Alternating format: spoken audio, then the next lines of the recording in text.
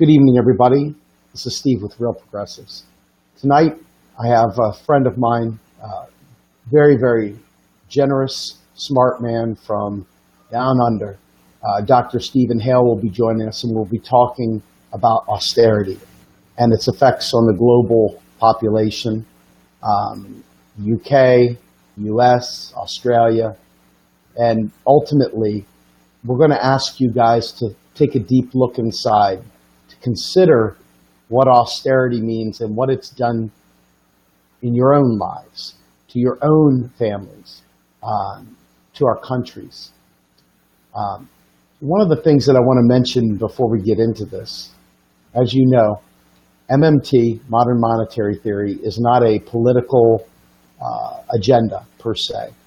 MMT is a description of the way currency works, and it is the way it works all over the world, whether it be states or territories, currency issuers, currency users, whether it be on the gold standard, a free-floating fiat currency, whatever. MMT describes currency wherever it is. However, in order to make use of this knowledge in the United States, in order to make use of it, we have to educate each other, and we have to educate our politicians. And that means we ultimately need to know what it is we're fighting for. Otherwise, this is just like watching paint dry or grass grow. So we here at Real Progressives are unapologetic in our approach to showing you how this enables a Green New Deal or Bernie Sanders New Deal politics. There are some in the MMT community that would frown on us for in any way, shape, or form leveraging politics in our work. Well, I'm sorry, but otherwise it's just Dungeons and Dragons and playing pool at the local club. We're trying to change the world, and that's why we are taking this to the streets. We're taking it to the activist community. We're taking it to the people. We want you to know that the monetary system serves us if we make them use it to serve us. It is not inherently evil, but it can be used for great evil. Without further ado, let me bring on my guest, Dr. Stephen Hale. Welcome to the show, Dr. Hale. Well, thanks for having me on, Steve. It's always a pleasure to talk to you, but I'm not a happy person at the moment, and I want to talk about austerity in general, but I also want to talk today about what, to me, I might be using the wrong language, but what to me feels like mass murder in my hometown. I mean, I've lived in Adelaide, what is at the moment chilly Adelaide, because we're in the middle of winter down here right now, in Australia for 17 years. But I'm a Londoner. I used to live in Finsbury Park, which is that part of North London where some worshippers were run down by a racist driving a big van the other day. So that hit home. Those were the streets I walked along thousands of times. I used to teach in Kensington in West London, which is the richest council borough in the whole of the United Kingdom. Some people say the richest local authority in Europe, one of the richest local authorities in the world, a place where, the super rich live, the rich, the very well off, people who have done very well for themselves in life and who see Harrods as their local store, because that's where Harrods is as well. And that's where, at least 70 something, but maybe 100, maybe more people have burned to death unnecessarily over the last few days. And I'm not, when I talk about murder, I'm not talking about any individual. I mean, there may be, as may be the case with a poisoning of the water in Flint, Michigan, there may be individuals who end up being accused of legal culpability in what has led up to this tragedy. But in the end, this is a mass murder which is not the result of any individual person's decisions for me. It's the result of the austerity mindset, which we have allowed to dominate our public discourse increasingly over the last 35 years, and which has changed what government is seen by many people to be all about. I was going to ask you what austerity means to you, and what it means to me is the cumulative effects of austerity down the decades have taken the view of government, which I think most people used to have, which is that the role of government was about maximising public welfare at a minimum, doing everything you could to keep people safe, but doing what you could as well to provide people with the opportunity to have a good quality of life, especially helping the weak, the poor, the disadvantaged, but with a constraint being the available resources. Now, if you're a monetary sovereign government, as we know, those available resources are real resources. They're not financial resources per se. They're people, skills, capital equipment, technology, infrastructure, natural resources, those kinds of things. If you're not a monetary sovereign, for example, if you're a local council, then your resources are financial resources, but your job is still to use those financial resources, or should be, to use those financial resources to the best of your ability to serve the public who live within your administrative area. And somehow it's changed. Somehow the mindset now in Kensington and elsewhere across the UK, and I think across Australia and across the US, is often that your job is somehow to maximise some measure of profitability, as though you're a business, and dealing with people is a constraint. It's not what your job. You're not trying to maximise public welfare. Instead, what you're trying to do is provide the minimum level of public service and public safety people will accept. And of course, the people who are going to lose out the most are going to be the weak, the disengaged, the disenfranchised, the people who lack the opportunity, lack the ability to influence the decisions which politicians and bureaucrats make within this mindset. And where does that lead you? It leads you to a situation where the richest local council in the UK, one of the richest in the world, a council with reserves. I mean, this is not about monetary sovereignty directly as far as Kensington is concerned. Kensington has $500 million in reserves.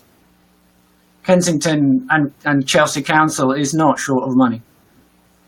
They have so much money, they pay what you might call a dividend to their taxpayers who pay their taxes in full. They give some of it back. But it's a local council which sells off assets to preferred buyers. They've sold off a valuable piece of local infrastructure, which was a historic library, and in the teeth of opposition from many members of the public, to a private school.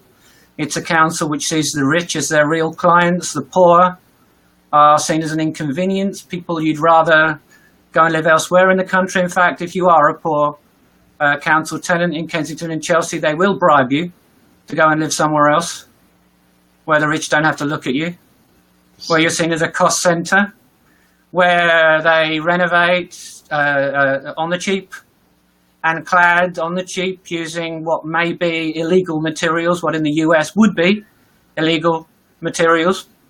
A tower block, a 1970s tower block, not for the benefit of the residents, but to make it look acceptable to the rich people who live roundabout and for whom that tower block may have been seen as an eyesore.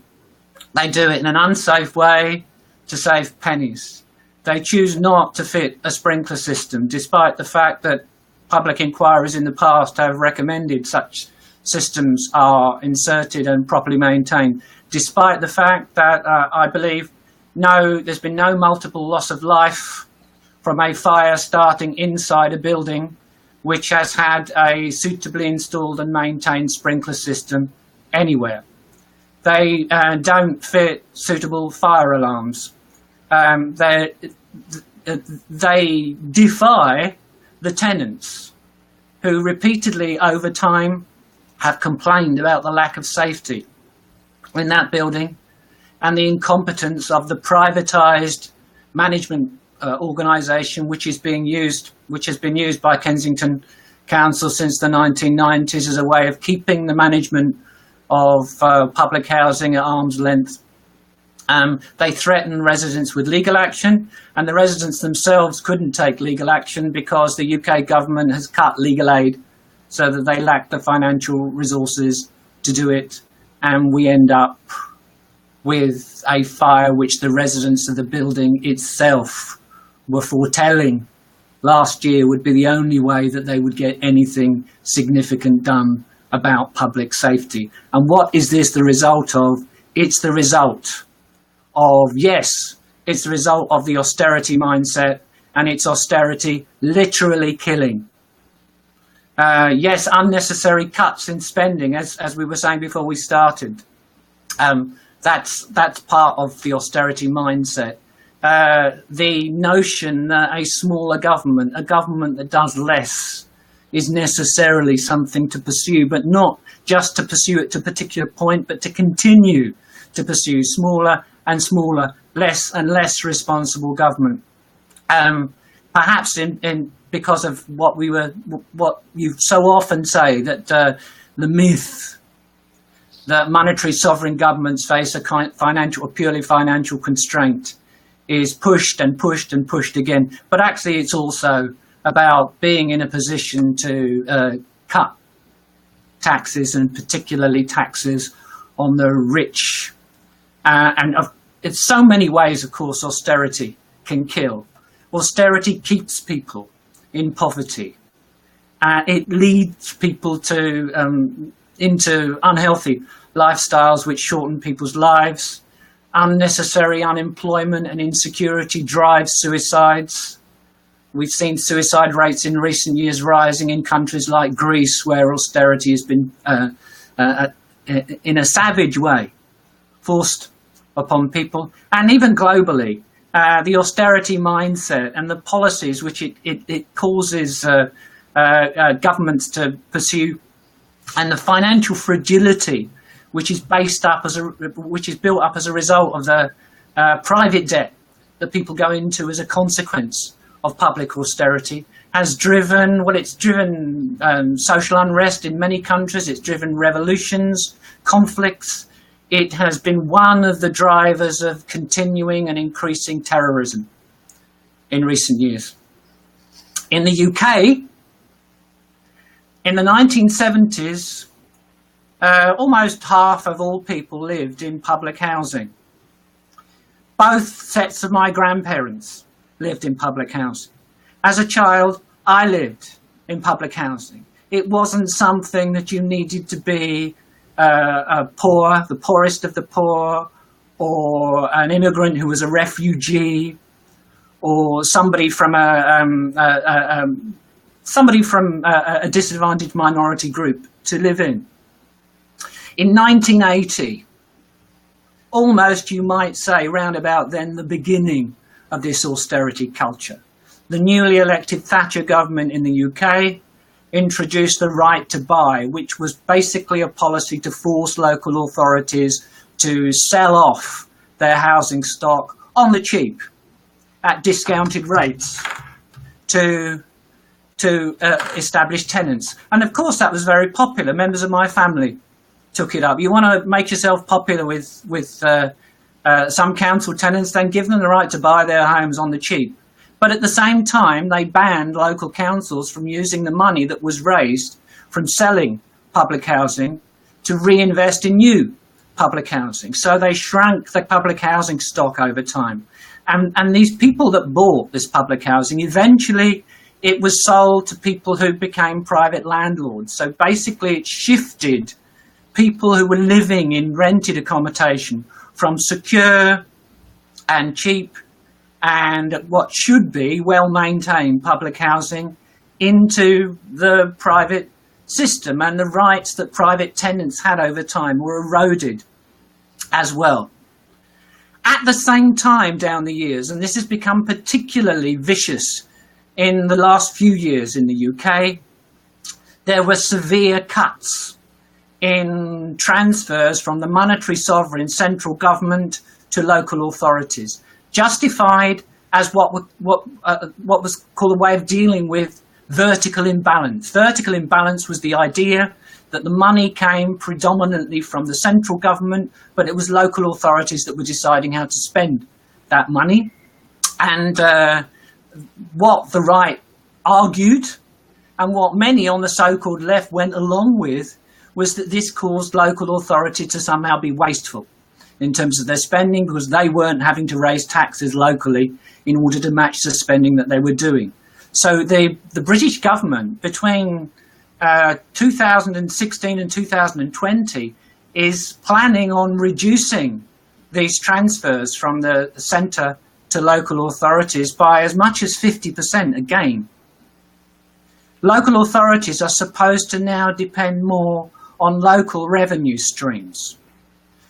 What that means is that in places like Kensington and Chelsea, as I mentioned at the beginning, this has no significant implications at all. They've got plenty of resources. So it's no excuse for what's happened there. That's purely a result of the austerity mindset. But in other parts of the country, in poor local authority areas, it means cuts. It means people who used to get discounts on their council tax because they're in poverty no longer get those discounts. It means it means public services are cut left, right, and centre. It means things are privatised, and worst of all, it is a fundamental change in an attitude which used to exist in countries like the UK, which was that the role of central government was to assist in evening up an uneven playing field, limiting the variations in living standards between different parts of the country, between poorer regions and richer regions. And, well, that's basically as much as I can say at the moment. That's how the poverty mindset has taken root in the UK, and maybe it has in the US as well, and to an extent in Australia too. This is the case. It's infected all levels of government, and it's infected the way in which people think about government, not just on the right, but politicians who think of themselves on the centre, even some politicians who describe themselves as being on the centre left. And it's infected the public discourse too, the ordinary person in the street. Now, many of them anyway, at least until now, maybe this will change, but have come to the view that the government is like a household, as you so often say, these myths, they now take as though they're truths that it's almost impossible to get them to think about and to dispute. And the final outcome of all this is a very unequal society, and one where there's a much greater chance of things like the fire at the Grenfell Tower in Westway, that some of your viewers may have seen, by the way, that building. It's just off a road between the west, where Heathrow is, and central London. If you've flown into Heathrow Airport, if you've approached the runway from the east on your way in, as you've come down, as you've looked out the window at those tall buildings there, those tower blocks, one of those buildings would have been the Westway, where at least 70 odd, maybe a lot more people than that, who didn't deserve to die, who didn't need to die. That building could have been made safe. That building was almost certainly safer before the purely cosmetic cladding was put on the outside of the building last year. That building could have been safer if the local authority had listened to the complaints of the tenants who complained that it was a death trap. Well, look out the window again next time, you might see the remnants of that building until they demolish it. That's where austerity gets us. That's absolutely awful, Stephen. I want to say something very important, at least in my mind, it's important. I am a political activist, and I make no apologies for that. But many in my movement, our movement over here in the U.S., which should be a global movement, quite frankly, based on economic reality so that we can fix these problems. They are so inept at understanding basic economics that rather than take a firm stand, rather than listen to us who are fighting tooth and nail for the issues that they claim to support, they would rather equivocate. And I'm not talking about the center left. I'm not talking about conservatives. I'm not talking about regular Democrats in the United States. I'm talking about those who would claim to be a progressive. They are busy peddling central bank lies. They are busy selling us down the river, saying that the debt is going to kill us, that we are owned by the Jews, and all the horrible, horrible, bigoted lies of the Adolf Hitler era and everything else have been coming back to play with the Rothschild conspiracies, etc. Our movement is infected with evil. And these people that could very, very well be heroes and save lives and bring about green energy and bring about real, meaningful, substantive change that helps us get Medicare for all and helps us fix buildings like this and fix the water supply and the pipes and everything in Flint, Michigan, and on and on. They would rather talk about central bank mythology. They would rather talk about ending the Fed. They would rather talk about the debt and how we can't do anything until we green the dollar or until we democratize the dollar or whatever. So all this stuff, they continue to throw hurdle after hurdle after hurdle in front of green energy or any of these life-saving measures. And that makes them every bit as evil as those who would sit there and do the same austerity mindset of the neoliberal right and center right. I'm telling you right now, the myths that they are perpetuating have the exact same effect that you described from that center left to far right austerity mindset. And it is killing the progressive movement in the United States. They feel like we've got to pick dollars off of rich people, like central state-issued money grows on rich people. They do not even try to understand that we are a monetarily sovereign nation. The UK is a monetarily sovereign nation, that Australia is a monetarily sovereign nation, Japan, et cetera, et cetera, et cetera. And they instead sit there and peddle this myth and these lies.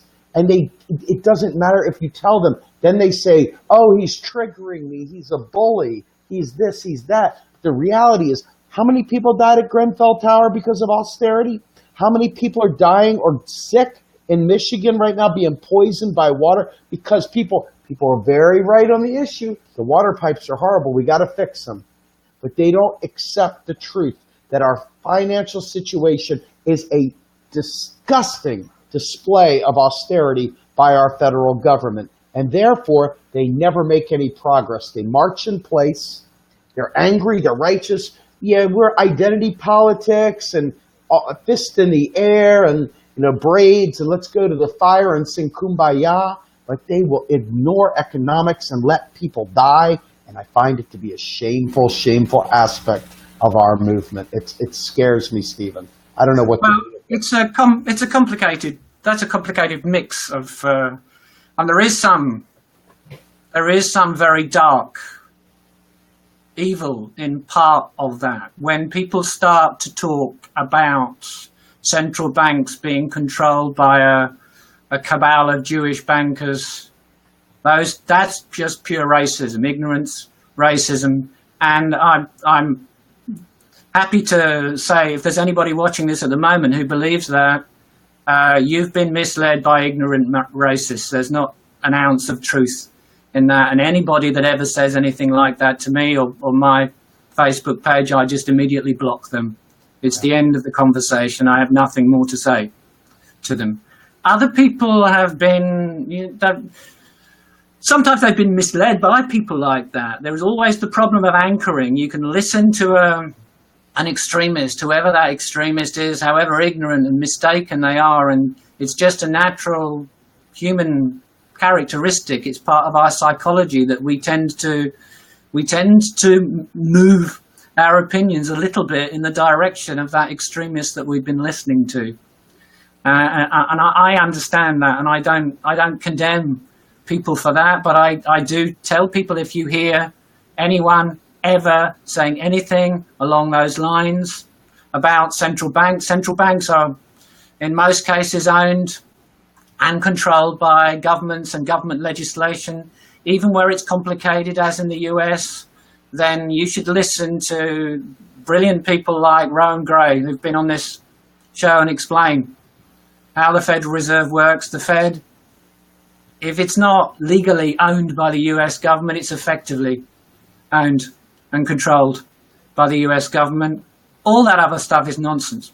Now, there are other, less evil, but in fact not evil at all, but still misleading sets of ideas out there which we have to contradict. One of them, and you've had Randall Wray on here explaining this, one of them is the positive money myth. The idea that that it would be a good idea to try and get rid of deposit-taking institutions that create deposits when they make loans to small businesses or households, that we can't regulate them properly, that we should have some central authority of experts somehow deciding how much money to create, and that then that money would somehow be debt-free money, and at the moment the government is unable to spend because it has to borrow money from these private bankers. All that, of course, is complete garbage. Let's be clear about it. It's garbage. It's misleading. We need to, regulate our private banks at the moment. Sure, you could nationalise the banking system if you thought that was a sensible thing to do.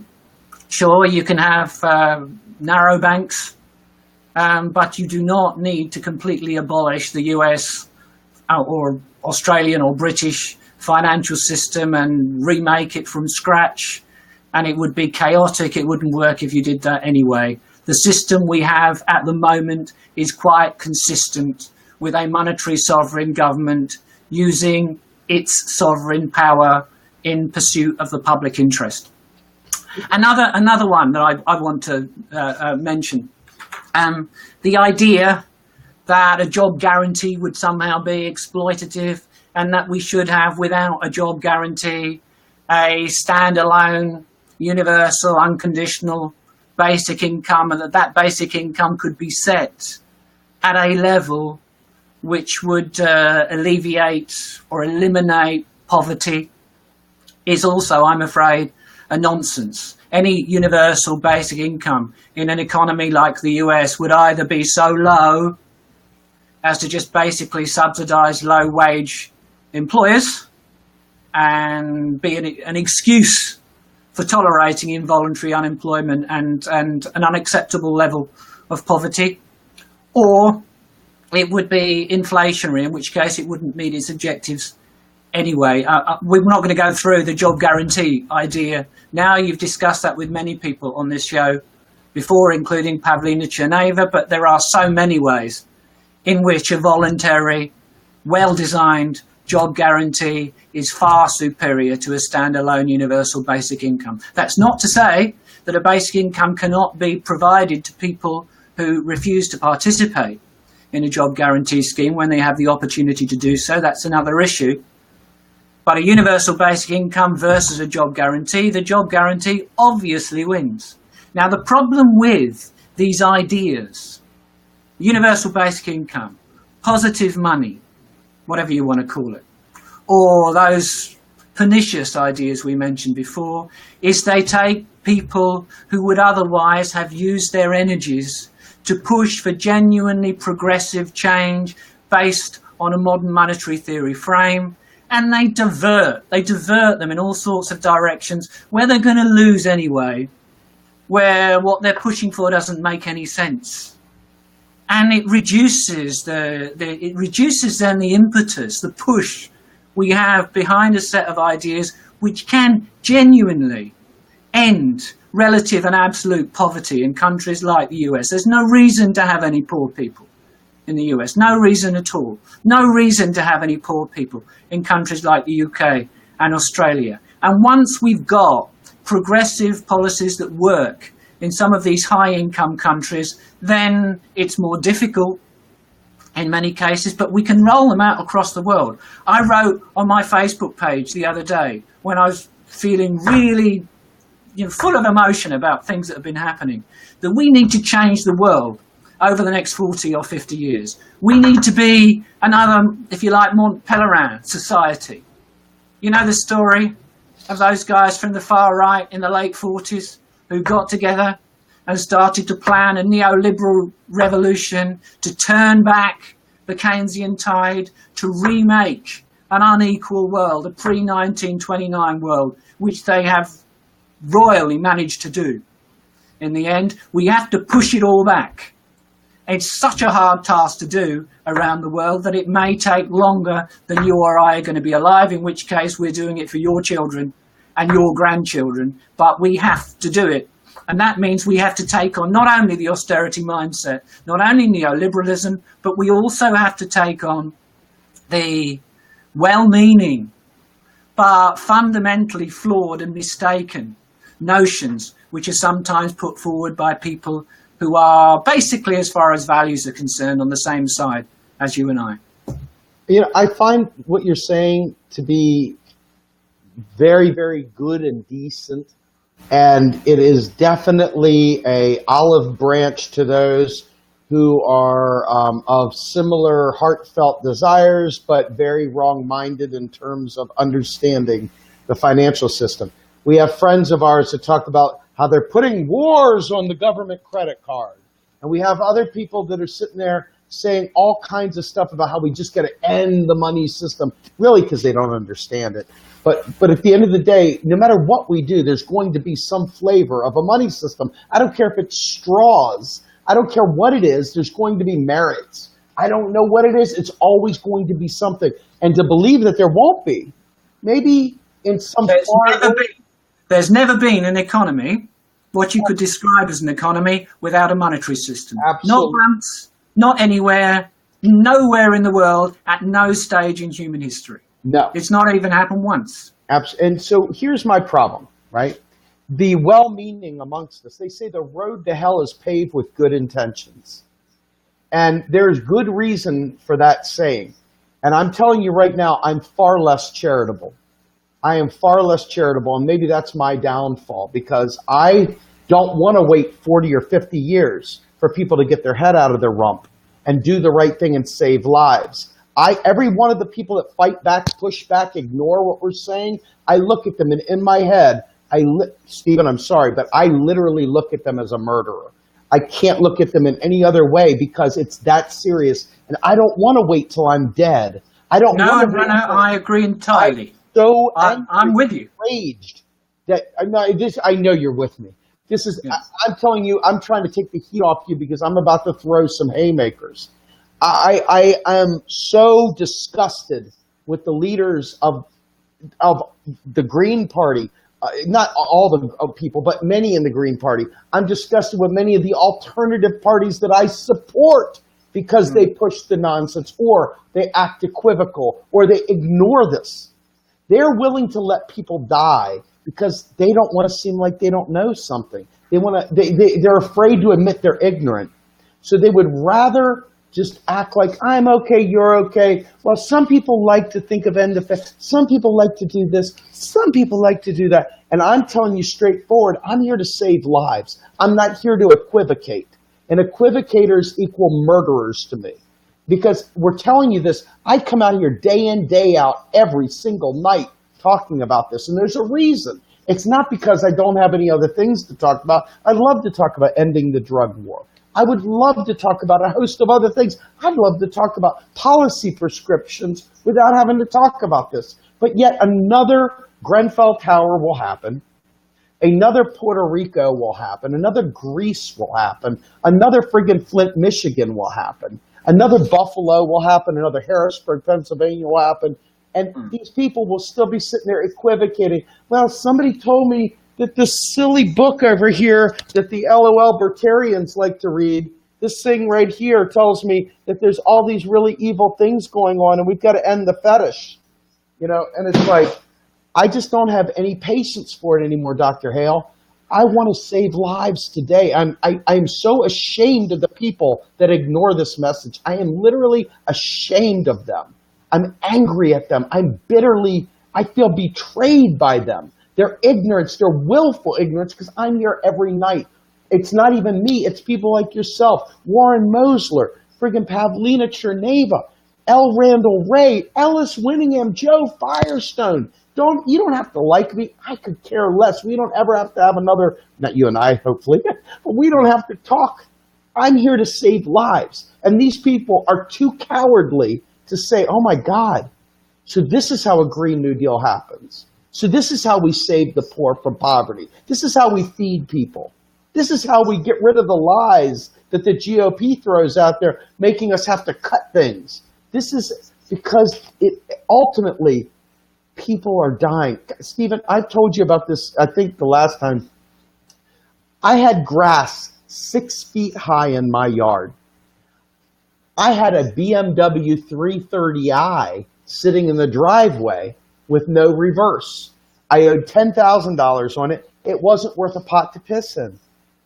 People saw that BMW and said, oh, he's doing okay, he's just lazy. I'm sitting there unemployed. My house is getting ready to go into foreclosure. I can't find a job. And they're out there bailing out the banks. They're bailing out the auto industry. They're bailing out everybody. But they didn't bail out homeowners. And I'm sitting there looking through the slats. And I'm sizing up the rafters in the basement for a hangman's noose. And I couldn't find work. And these people out there are willing to let people die because they don't want to be offensive, because they don't want to take the time to learn about economics so that they can actually solve the issue of green energy instead of going out and protesting every pipeline. Hey, that's great. That's part of the problem. That's an important part of the problem. The other half of that is, here's how we transition to green energy today, not in 30, 40, 50 years when the earth isn't inhabitable anymore.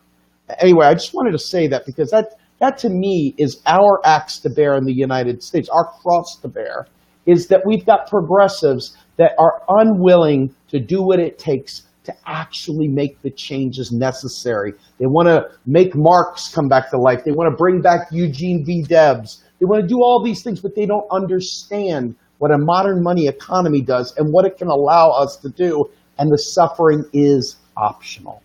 We have that in Australia, and I would maintain we have it even worse here than you have it there. I'm getting a bit of an echo now. Sorry.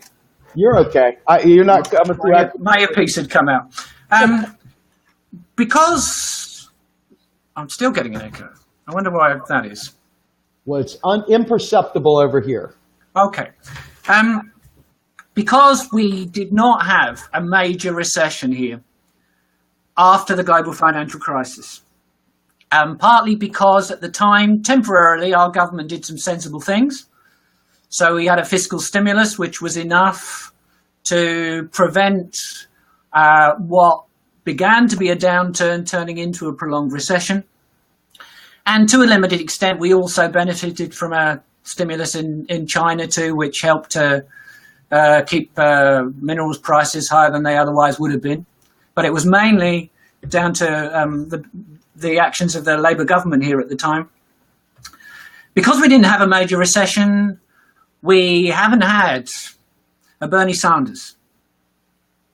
We haven't had a Jeremy Corbyn. For all their faults, they are much closer to your and my view of the world than anything that's on offer in Australia.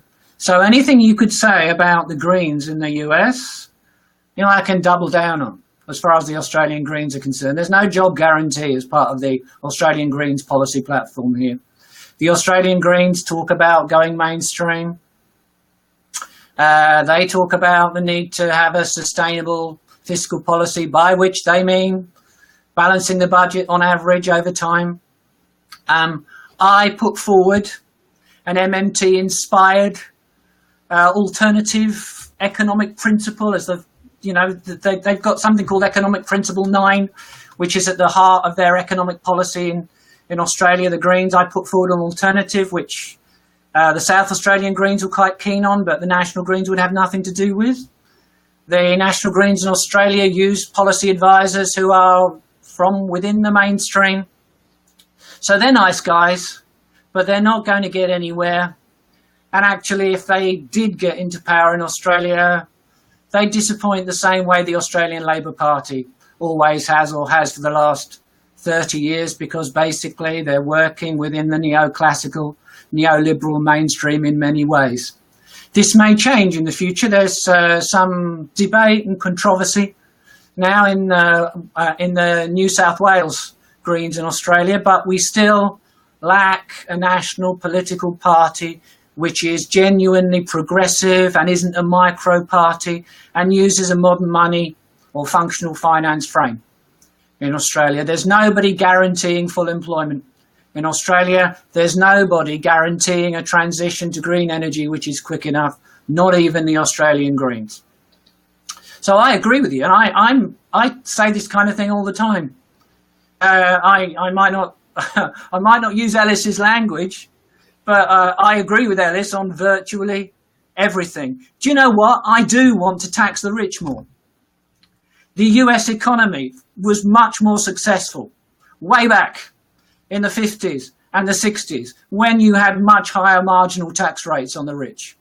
But I don't want to tax the rich more in order to raise money to pay for government spending. I want to tax the rich more because there are too many ultra-rich people in the US, and it biases your political discourse, and it leads to the kind of politics you have, funded the way it is, with the kind of politicians that you have beholden to these special interests who stand in the way of genuine progressive change anyway. So, sure, tax the rich, but not because you need their money, because you think they're too rich. You know what? This is a perfect statement, because Ellis and I talk about this. Oh, you're exactly right.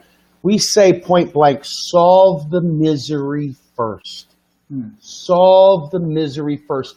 Don't let someone die from a lack of health care while you chase down the rich. Stephanie Kelton says it in a way that I just absolutely love. And she goes, you want to really get back at the rich? Make them irrelevant.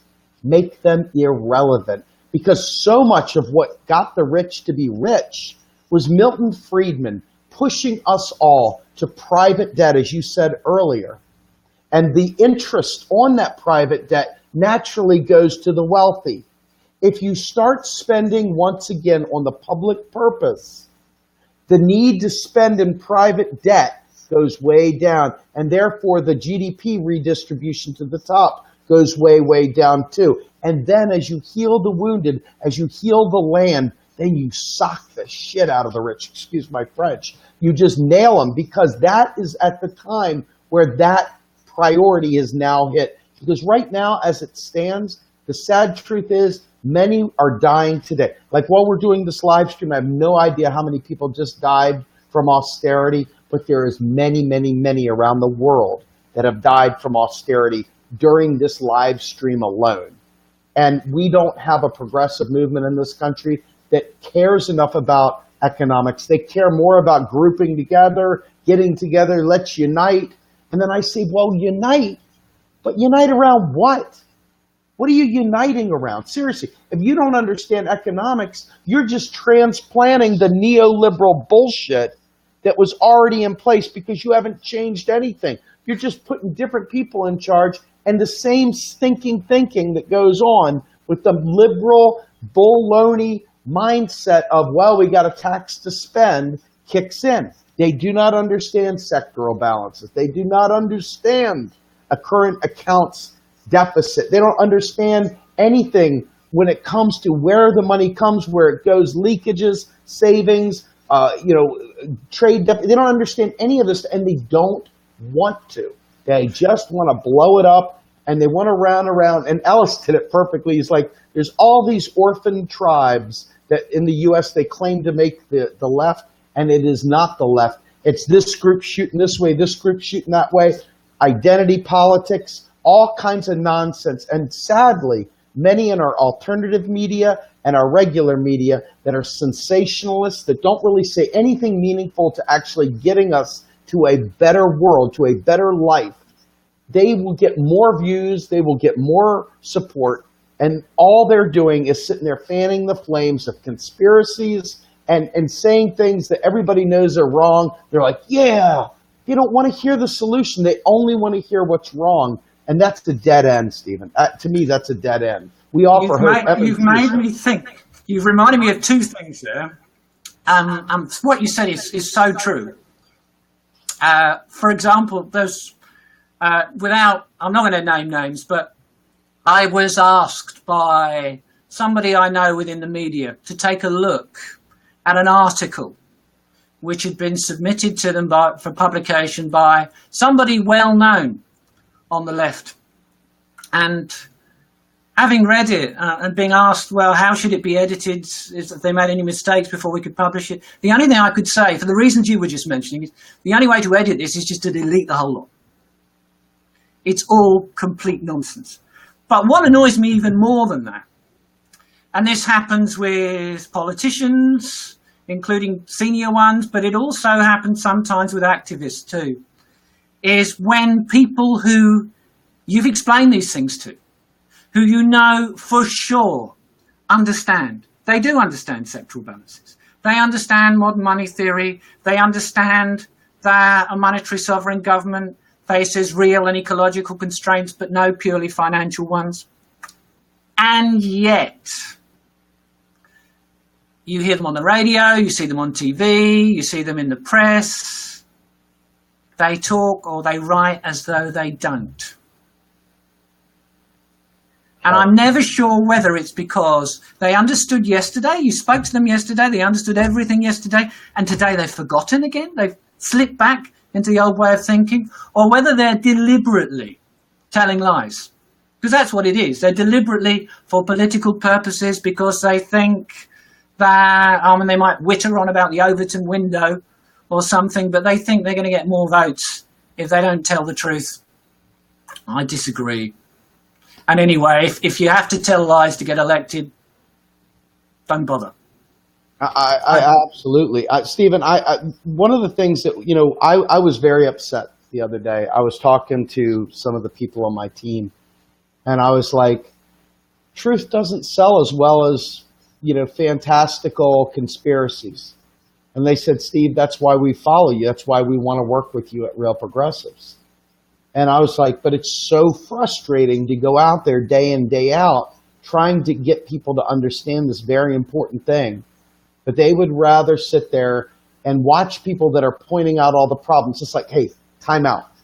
Time out, everybody. I already know we need green energy. So what are you doing showing us about the fossil fuel industry? We already know we need green energy. What are you doing about bringing about green energy? The problem's known. We already know we need green energy. What are you doing about it? We don't need to see another video of people talking about fossil fuels. We already know we need green energy. What are you doing to bring about green energy?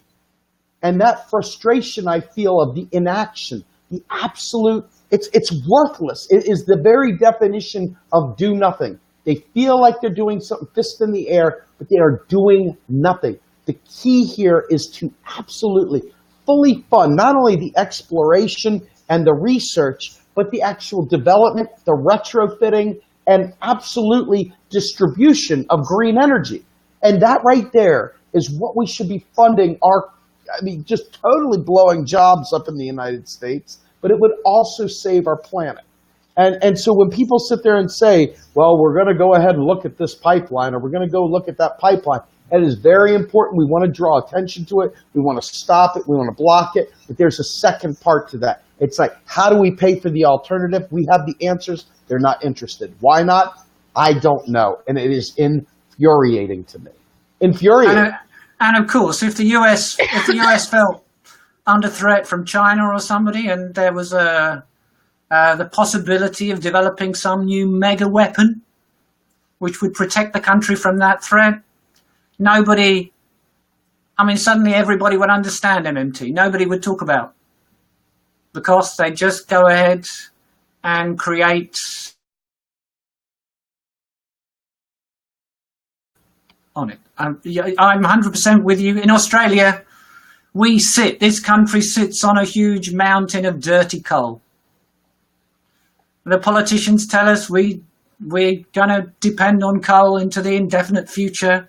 The government tries to bribe a big foreign company to invest in a new huge coal mine. They destroy the barrier reef, one of the world's great natural treasures. It's under threat. Half of it is under severe threat. Whether the reef will survive global warming or not is at issue. And you're right. If we wanted to, then surely within 10 years we could close down all the coal mines. Surely within 10 years we could have the technology and infrastructure in place with modern battery technology, with other approaches so that we could be using renewable energy. We could get rid not only of coal, but a lot of other fossil fuel. Absolutely. As well. There's nothing stopping. Technologically, we could do it. Absolutely. They don't think we've got the money to do it. You know, I wanted to put this meme up here. I told you before the hand I wanted to show people this. But this is from Ellis. And I want to just pop this up here on the screen. For those of you who follow Ellis, I'm going to hide Miss Teresa's wonderful comment there. Ellis says, no, the U.S. government is not at the mercy of the Federal Reserve. No, the UK government is not at the mercy of the Bank of England. No, the Australian government is not at the mercy of the RBA. The notion of central bank independence is a sham. And if I know Ellis, there would have been an effing in front of that sham. And, you know, unfortunately, Steve, this is what we're up against right now. This is literally what we're up against. These myths are greater than the truth. They would rather peddle that myth than save a freaking life. And that is disgusting to me. I don't even know how to function in a world where people do that. I don't even know how to function in a world where people place these lies and myths above the very, very serious needs of human beings in general. I don't get it. I don't get it, not at all. And again, Ellis is spot on. What do you think about that, Stephen? Well, of course, Ellis is spot on. Of course, no central bank is independent of the central government. It's part of the central government, whether we treat it as such for accounting purposes or not, whether we give people who are part of the central bank or serving on a central bank board a notional degree of independence in terms of setting official interest rates or not, even when that's been given to them. It's been given to them by politicians. In terms of explaining these things to the general public, I think it's all about teamwork. I think there are some people you'll get through to by presenting these ideas in a very emotional way and using very clear and direct language. There are other people who are more likely to stop and think and listen to a different approach. So I think, like I said to you before, I don't think we all have to do it the same way. That's right.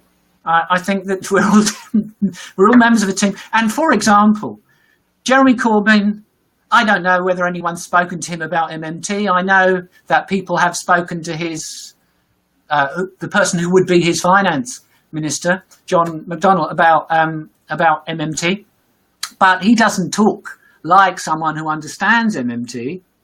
However, many of the policies which he puts forward would make sense within an MMT frame. He has been remarkably successful. It's difficult to someone who doesn't take a very close interest in British politics. It's difficult to explain how difficult it is to be successful from what people would regard as a left-wing perspective, a progressive perspective in the UK these days. Much harder, I think, even than in the US. The media in the UK is so heavily controlled by Rupert Murdoch and his ilk. And they have had so much influence down the years, and they still have a lot of influence. The BBC, the national broadcaster in the UK, even more than our own broadcaster, national broadcaster in Australia, the ABC, they're scared of the government. Notionally, they're supposed to present politics in a balanced way, but they don't. Their idea of balance is to have someone from the Labour Party who thinks Jeremy Corbyn is an insane extremist alongside someone from the Conservative Party. That's their idea of balance most of the time. Outside of a general election campaign, someone like Jeremy Corbyn doesn't get a look in for most people, because most people are not paying attention. They read the Daily Mail or the Sun or one of the other newspapers. They watch the TV and maybe they briefly watch the odd news program, but all they hear is negative, misleading stuff. And yet, he almost won that election. He came from more than 20 percentage points behind at the beginning of the election campaign for the biggest turnaround, I think, ever in electoral politics within a short campaign, so that he ended the campaign, I think, 2 percentage points behind. And if the campaign had had another week to go, he would have been the Prime Minister. Now, if his own backbenchers, his own politicians, it's as though Bernie Sanders had been the Democrat candidate and 80% of the Democrats in Washington had not backed him. That's what Jeremy Corbyn has been up against. And he almost won anyway, and he did it by being quiet, polite, persistent, explaining himself again and again. And you can see him, if you watch him being interviewed on TV, you can see him dealing with an offensive question. The way he deals with an offensive question is he takes a deep breath, just pauses for a second, and then comes back politely, deflecting what was offensive, and just explaining himself clearly again and again. And that went over very well with people. So that, yeah, sure, there's room for you and Alice, and there's room for a Bernie, and there's room for a Jeremy Corbyn. Different audiences that react well to different approaches. The important thing is that between us, and I'm not saying wait 40 years for the US. In 40 years, I want the whole world, including North Korea, to be different to how it's at the moment. To do that, in the next 5 years, you've got to be changing the US. In the next 5 months, maybe, changing the UK. It might take a little bit longer than that in Australia because we've had a different recent history and there isn't the same degree of resentment and openness to new ideas here as there is in other parts of the world. But we just have to keep pushing and not going away. And I'm going to keep pushing until we win or until I die. I love you, man. I do. I really, really do. I'm so glad. Well, that's mutual, Steve.